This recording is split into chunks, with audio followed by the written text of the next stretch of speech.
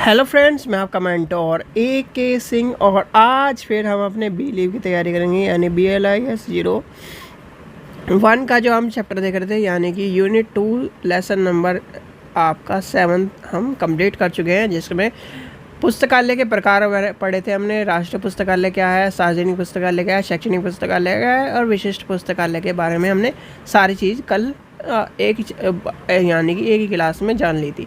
आज हमें जानना है यानी कि आज हमें इसके क्वेश्चन आंसर्स करने हैं। तो सबसे पहले क्या करना है, वीडियो को लाइक करना है, चैनल को सब्सक्राइब करना है, वीडियो को ज़्यादा से ज़्यादा शेयर करना है, टेलीग्राम ग्रुप को ज्वाइन करना है। और जो आपके क्वेश्चन कराए जाते हैं चैप्टर के बाद कि आपका इस तरह के क्वेश्चन आपको देखने के लिए मिल सकते हैं, ये सब चीज़ें आपको नोट करके रखनी है। कहीं ना कहीं आपको एक बेहतर तैयारी के लिए, आपकी बेहतर तैयारी यानी कि जो नोट कर रहा है और जो कहीं ना कहीं लिख के तक प्रैक्टिस कर रहा है, उसे आगे जब भी वो पेपर देने जाएगा अभी सेमेस्टर का, पहला सेमेस्टर का, तो उसे कहीं ना कहीं दिक्कत का सामना नहीं करना पड़ेगा। तो इस चीज़ लिए आपको और चैप्टर के साथ साथ क्वेश्चन भी लिखवाए जा रहे हैं। तो यानी कि लेसन नंबर 7 क्वेश्चन आंसर्स देखते हैं, क्वेश्चन एंड आंसर्स देखते हैं। तो क्वेश्चन आंसर्स में सबसे पहला क्वेश्चन आपसे पूछा जाता है, पुस्तकालय क्या है? पुस्तकालय क्या है तथा या पुस्तकालय क्या है उसके बताते हैं, या पुस्तकालय का अर्थ बताते हुए पुस्तकालय के प्रकारों को बताइए। पुस्तक यानी पुस्तकालय क्या है, पुस्तक तथा पुस्तकालय के प्रकारों को बताइए। पुस्तकालयों के प्रकारों के बारे में लिखिए। ठीक है, आपको इस तरह मिलेगा, या फिर आपको मिलेगा पुस्तकालय का अर्थ बताते हुए पुस्तकालय के प्रकारों के बारे में एक संक्षिप्त लेख लिखिए या स्पष्ट कीजिए। ठीक है, इस तरह क्वेश्चन, पहला क्वेश्चन ये आपको यही मिलेगा, ज़्यादातर सबसे ज़्यादा क्वेश्चन ये आता है। फिर आपसे पूछा जा सकता है कि आपका जो शॉर्ट के तौर पे क्वेश्चन आपके आ सकते हैं। फिर आ सकता है, राष्ट्रीय पुस्तकालय क्या है? राष्ट्रीय पुस्तकालय क्या है तथा इसके कार्य। ठीक है, इसके कार्य के बारे में बताइए। ठीक है, तो ये आपको बताना है राष्ट्रीय पुस्तकालय क्या है, उसके कार्य, और भारतीय पुस्तकालय यानी कि भारत के राष्ट्रीय पुस्तकालय के बारे में अगर आपसे क्वेश्चन इसी में ऐड करते हैं पूछे जाए तो ये सारे के सारे आपको बताना है कि पुस्तकालय क्या है। भाई संग्रह करता है, वो मैनेजमेंट करता है, ये सारे आपको सारे के सारे कल आपको बताए थे, वो सारे के सारे आपको पॉइंट लेके चलने हैं। दूसरा क्वेश्चन पूछा जाता है, शैक्षणिक पुस्तकालय और सार्वजनिक पुस्तकालय का। सार्वजनिक पुस्तकालय में भी यही पूछा जाएगा, सार्वजनिक पुस्तकालय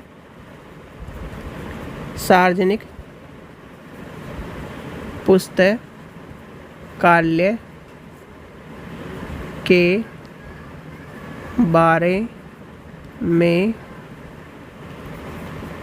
बताइए तथा इसके कार्य के बारे में लिखिए। ठीक है, तो ये आपसे क्वेश्चन पूछा जाएगा, तो आपको पता होना चाहिए कि पुस्तकालय क्या है, सार्वजनिक पुस्तकालय क्या है। इस तरह के क्वेश्चन आपसे पूछे जाते हैं।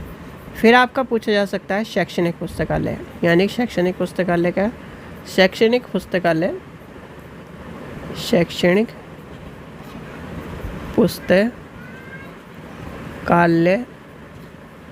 के बारे में बताइए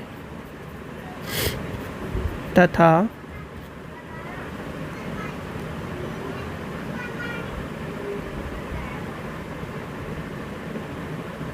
इसके प्रकारों के बारे में बताते हुए इसके कार्य बताइए।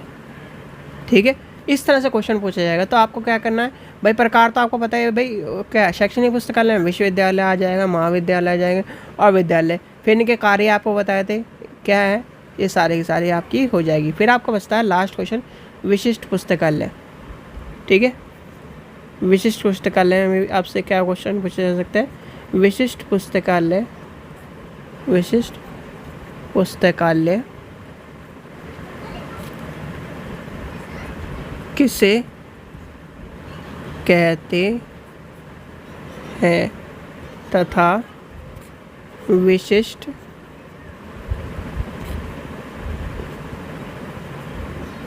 पुस्तकालय के बारे